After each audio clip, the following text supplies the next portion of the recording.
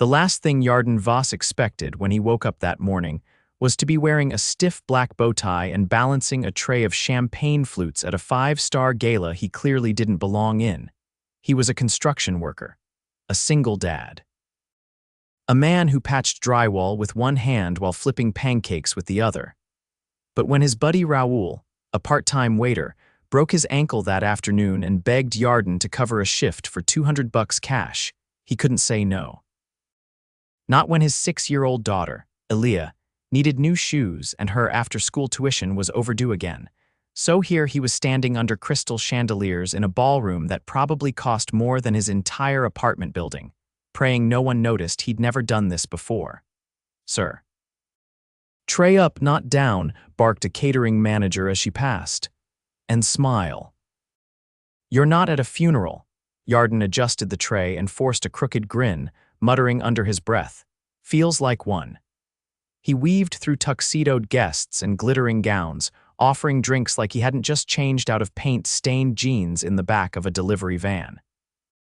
The room sparkled gold-trimmed everything, live jazz humming in the corner, laughter bouncing off marble columns. Every detail screamed wealth, and then he saw her. She wasn't the flashiest woman in the room, but something about her made him pause. She stood near the balcony doors in a midnight blue dress, her dark curls pinned up, a glass of red wine in hand. Her expression wasn't bored like the others. She looked intrigued, like she was watching the room with a secret. She caught him looking. He looked away fast, but not fast enough. She walked up to him like she had every right in the world to do it, and maybe she did. "You look like you'd rather be anywhere but here," she said, her voice calm but curious. Yarden blinked. "That obvious? You're gripping the tray like it insulted your mother." He let out a quiet laugh. "First day on the job," she tilted her head.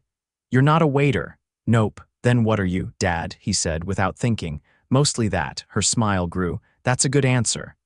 Before he could say anything else, the catering manager called him over with a sharp wave. He gave a quick nod to the woman, then turned away, feeling like he'd just stepped out of his own life for a second. He didn't even get her name. The rest of the night blurred more trays, more fake smiles. His feet ached and his shirt clung to his back. But every so often, he'd catch a glimpse of her across the ballroom, and every time she was watching him. By the time the gala ended, Yarden was exhausted. He headed to the staff exit in the back, already half dreaming of taking off his shoes. "Wait." He turned. She was standing there, coat over her arm, heels in hand, her eyes locked on his. "You never told me your name," she said. He hesitated. "Yarden." "Yarden," she repeated like she was testing the way it sounded. "I'm Sera." "Sera," he echoed. Then she said something that knocked the air out of him. "Would you have a drink with me? Somewhere that doesn't smell like caviar and old money," he blinked. "You know I'm not actually part of all this, right? That's why I asked. You don't even know me." Her smile deepened. "Not yet." They ended up at a 24-hour diner 3 blocks away. He still wore the waiter uniform. She didn't care. Over pancakes and coffee, he told her about Elia, how his ex skipped town a year ago, how he worked whatever jobs he could find, how he hadn't been on a real date in years. She listened, really listened. "You're doing it," she said softly.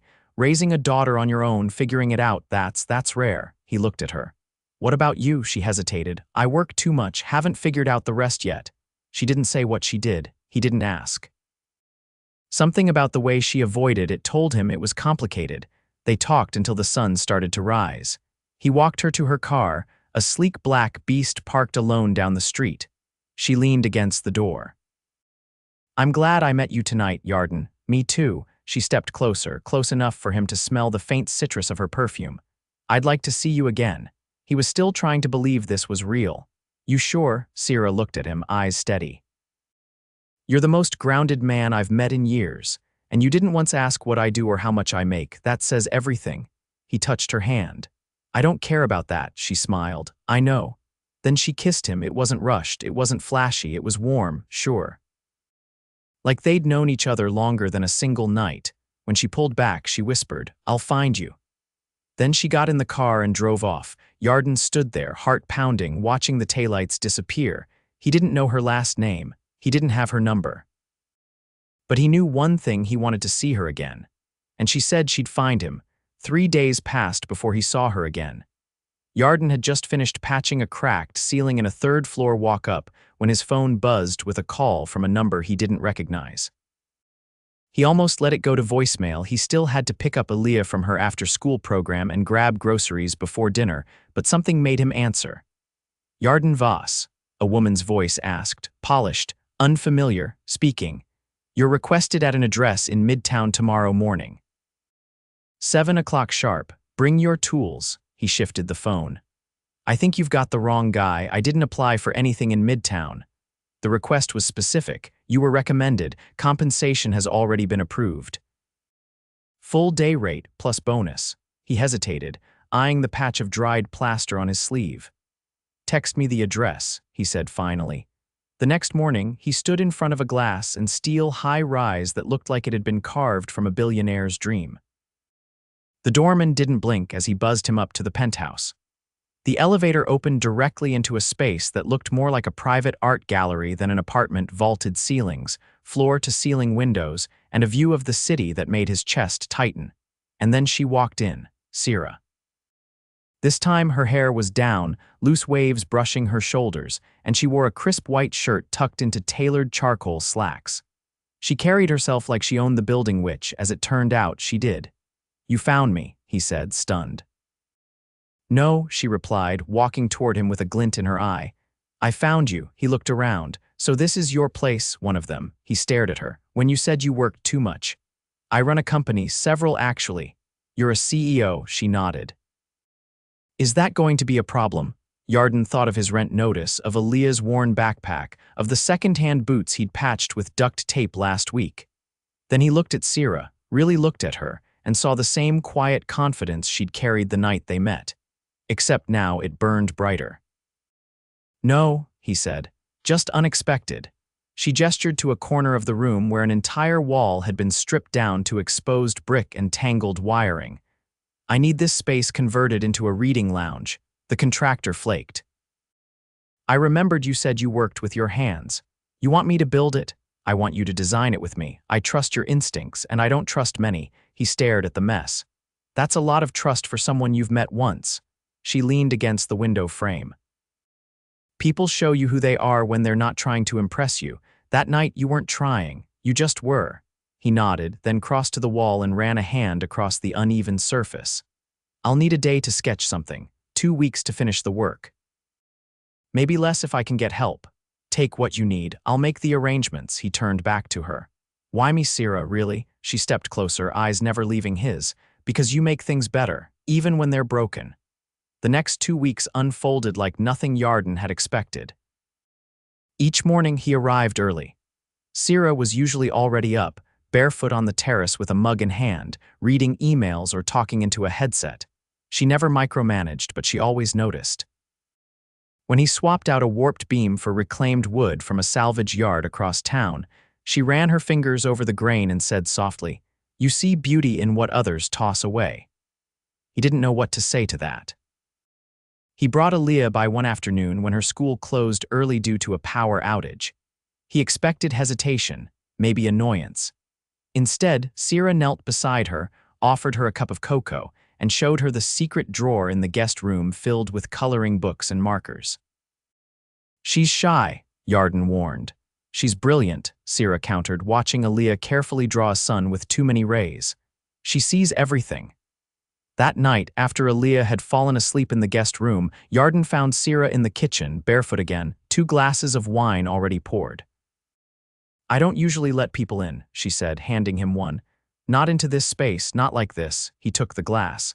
I don't usually build things for people I barely know. Yet here we are. He leaned against the counter. What's the catch? She met his gaze. There isn't one. Unless you count me not being simple. He swirled the wine.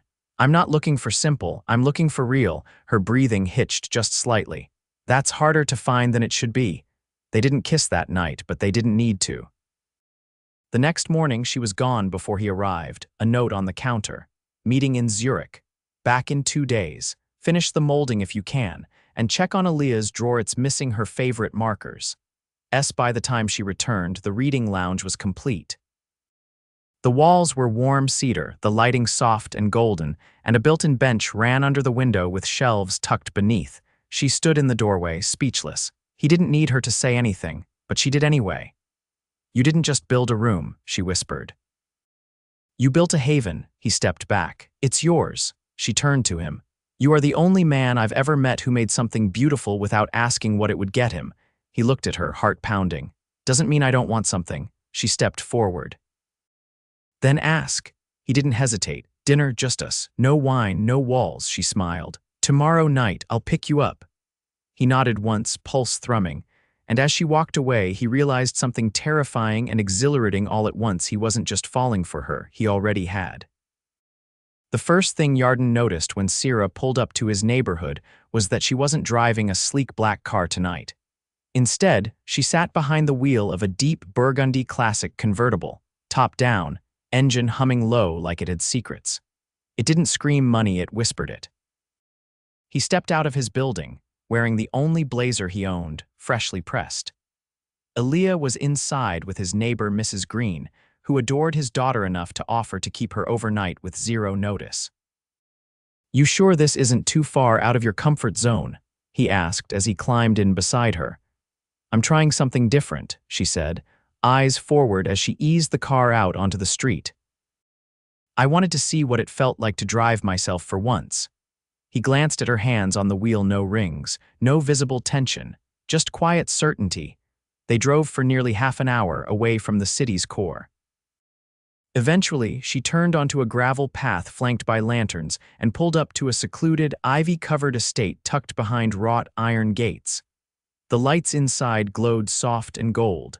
"This place looks abandoned," he said, stepping out. "It was," she replied, walking ahead. "My grandfather left it to me. I restored the interior last year, but I haven't used it, not until tonight." No staff greeted them, no servers, no music, just the chirp of crickets and the gentle rustle of trees in the breeze.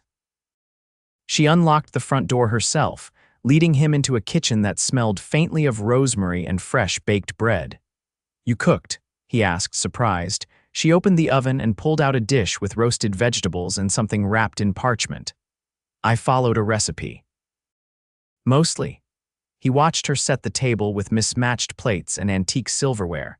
For the first time, she looked reachable. Not because she was less polished, but because she wasn't performing for anyone. During dinner, they didn't talk about work or money or even Aaliyah. Instead, they traded stories, his about a disastrous camping trip involving raccoons and a leaking tent, hers about getting locked in a wine cellar during a corporate retreat in Tuscany. He leaned back in his chair after the last bite. "I didn't expect you to be funny." "I'm not." "I'm just honest. Honesty's rare, you value it," he nodded. "More than anything." She looked at him carefully. "Then I should be honest now." He straightened, suddenly alert. "I'm not used to this," she said slowly. "Inviting someone into spaces I keep sealed shut. I've spent years building walls so no one could get close enough to decide they didn't like what they found." "I haven't seen anything I don't like yet," he said. She hesitated. "There are things I haven't told you. Not because I'm hiding them, but because I don't know how to say them without changing how you look at me. Try me." She stood and walked to the fireplace, fingers resting against the mantel. "There's a board meeting next week. The company's restructuring. I'm stepping down." He blinked. "Why? I built it from nothing. But somewhere along the way, I started drowning in it. I made it about proving something to people who don't matter anymore. And now I want to build something that feels like mine again. For me, not for headlines. Not for legacy." He stood and walked over to her. "That's not weakness, that's clarity." She turned to face him. "I didn't want you to think I was one of those people who chase power because it's all they have." "I never thought that," he said. "You've never once talked to me like someone who needed to prove her value." Her gaze softened. "You make it easy to be seen." He reached for her hand. "So what happens after you step down?" "I don't know yet," she admitted. "But for the first time, I'm not afraid of not knowing." They stood there for a while, the night wrapping around them like a shared breath. Then she leaned in and kissed him, not like the first time, not like a test, but like a promise. Slow, certain, everything about her felt deliberate. Every movement, every look. But this was instinct. Later, while she cleaned up in the kitchen, he wandered the living room, stopping at the piano tucked into the corner. It was old, but well kept. A thin layer of dust covered the keys. "You play," he called out. Not well, she answered from the sink. My mother taught me when I was little. It was the only time she wasn't distracted. He pressed a key, then another. I used to play too, he said. Before everything got complicated, she returned with 2 mugs of tea. Then play something, he hesitated. It's been years. I won't judge, so he played. It was clumsy at first, his fingers stiff, the melody uncertain. But then muscle memory kicked in and the notes fell into place. A lullaby, one he used to hum to Aaliyah when she was too small to sleep through the night. When he finished, she didn't say anything. She just sat beside him and rested her head on his shoulder. I want more nights like this, she said quietly. Me too. She looked up at him. Then stay, he hesitated. Aaliyah, I know, you need to be there when she wakes up. I respect that. He kissed her forehead. I'll come back if you want me to. Her response was immediate. I do. As he drove home in the quiet of early morning, Yarden realized something had shifted. Not just between them, but inside him. He'd walked into that evening unsure of what they were. Now, he wasn't unsure of anything at all, not about how he felt, and not about what came next. The wind carried the scent of early spring through the open windows of Sera's penthouse as Yarden stepped inside, Aaliyah's hand in his. She clutched a small canvas she'd painted at school, smears of gold, blue, and a crooked heart drawn with fierce intention. Sera glanced up from the sofa, where she'd been reading with her legs tucked beneath her. The moment her eyes found Aaliyah's, something softened in her expression, not a shift, but a quiet unraveling of the armor she always wore in public. Aaliyah broke away from her father. I made this, she said, holding out the painting. Sera rose and bent to take it, handling the canvas like it was made of glass. It's beautiful. May I keep it?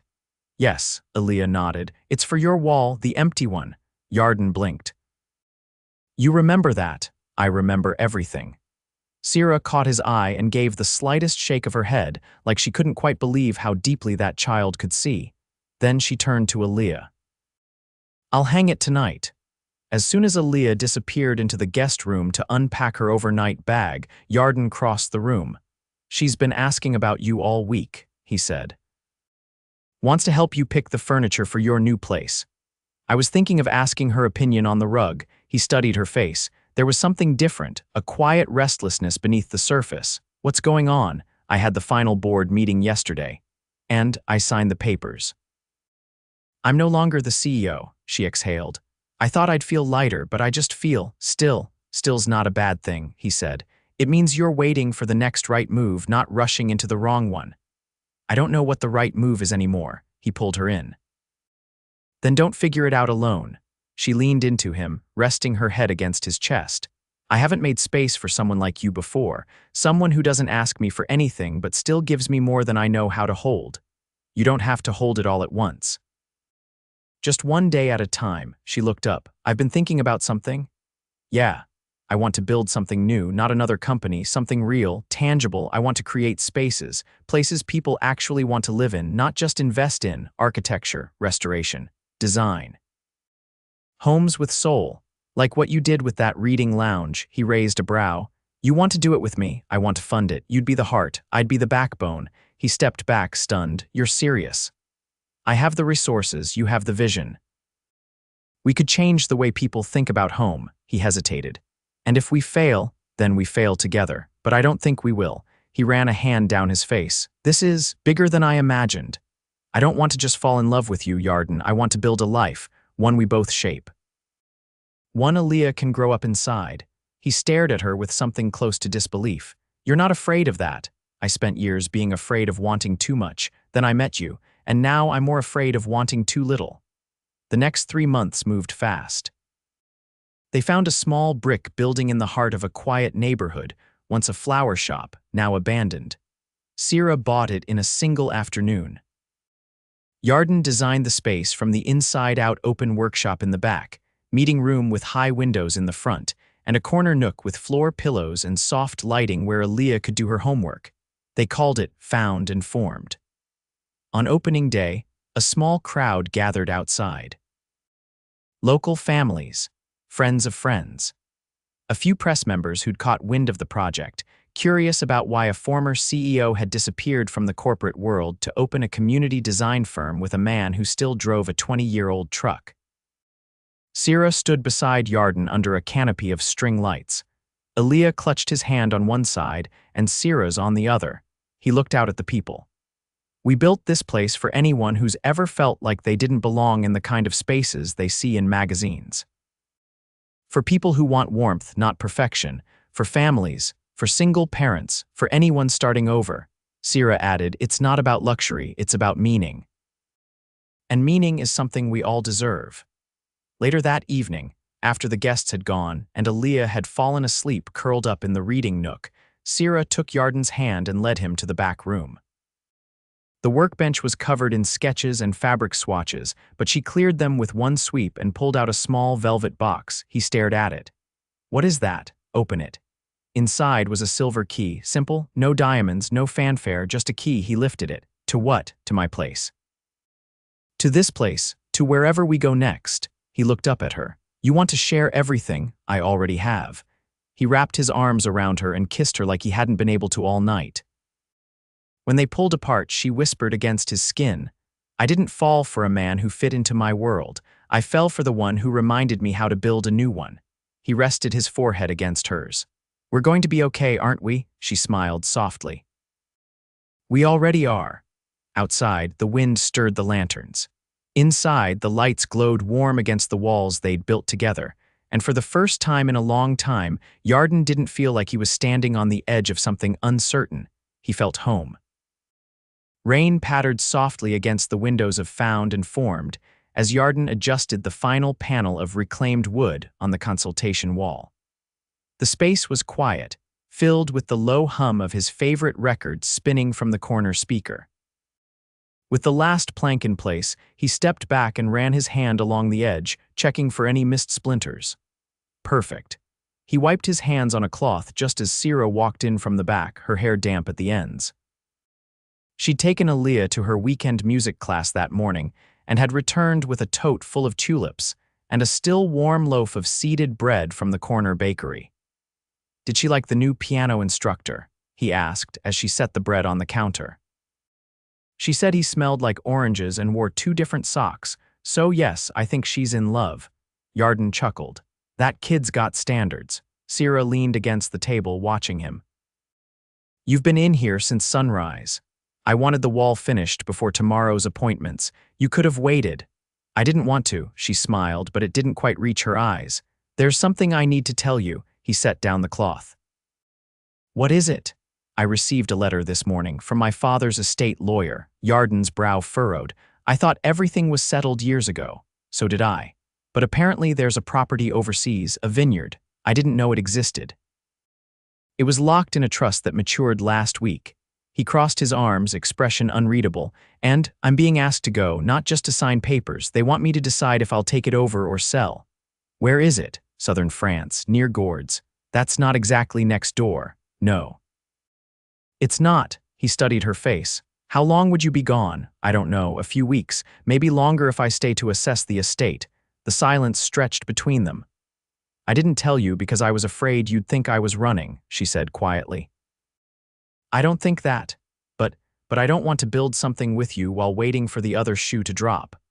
I'm not leaving you, Yarden, I know, but you might be leaving us. Even if it's temporary, it changes things. She stepped forward. I've never had something like this.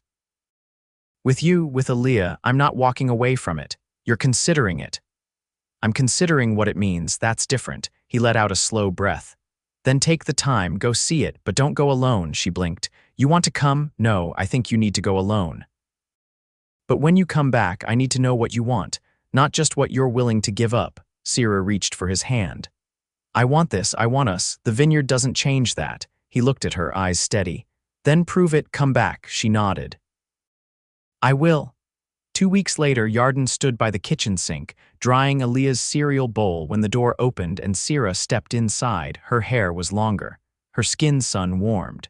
She smelled like lavender and citrus. She dropped her bag and crossed the room without hesitation, wrapping her arms around him like the world hadn't shifted while she was gone. He held her tightly, heart pounding against hers. You came back. I never planned not to. He pulled away just enough to see her face. And I sold it. All of it, the land, the house, the vines. I kept one thing, though. She reached into her coat pocket and pulled out a small glass bottle filled with rich, dark soil. I brought this back to remind me that no matter how beautiful a place is, it means nothing if it's not where your roots belong. He stared at her, emotion rising in his chest. You're sure? I've never been more sure of anything in my life. Alir ran in from the hallway, pausing when she saw Sera. Did you bring me something? Sera crouched down and pulled a small wooden box from her bag. Inside was a delicate silver necklace with a tiny pendant shaped like a daisy. For your first recital, she said, even if it's just in the living room. Aaliyah threw her arms around her. I missed you. I missed you more. Later that evening, with the windows open and the smell of fresh bread still lingering in the air, Yarden stepped outside onto the rooftop terrace he and Sera had renovated together. The garden lights Sera had strung along the railing twinkled like stars. She joined him, barefoot, 2 mugs of tea in hand. You know, he said, taking one, I used to think love was something that happened when the timing was perfect. And now I know it's what happens when 2 people choose each other over and over, even when the timing isn't. She leaned her head on his shoulder. Then let's keep choosing each other. He looked down at her. Marry me, she froze, then lifted her head. You serious? I never ask for anything unless I mean it. Sera's eyes filled, but she didn't look away. Yes. Yes, he pulled her into him, burying his face in her neck as relief and joy surged through him. You're my home, he whispered. You always were. Months passed. Found and Formed expanded to a second building across the street, where Sera offered design mentorships for teenagers interested in architecture and restoration. Aaliyah became the unofficial mascot, painting murals in the back and offering snacks to clients whether they wanted them or not. Their wedding was held in the garden behind the shop, where string lights danced above 100 candles, and every table's centerpiece was something they'd built together. Yarden wore a charcoal suit, no tie. Sera wore a sleeveless ivory dress that caught the light like water. As they exchanged vows, Aaliyah stood between them, holding both their hands. Later, as the sun dipped behind the buildings and music filled the air, Yarden took Sera's hand and led her onto the dance floor they'd laid with reclaimed wood from their first project. You know, she murmured against his chest, I think this is the first time in years I'm not thinking about what comes next. He laughed softly. Me too. They danced until the stars came out, and then longer still, as if the world had finally slowed enough to let them stay exactly where they were meant to be together, grounded and completely whole.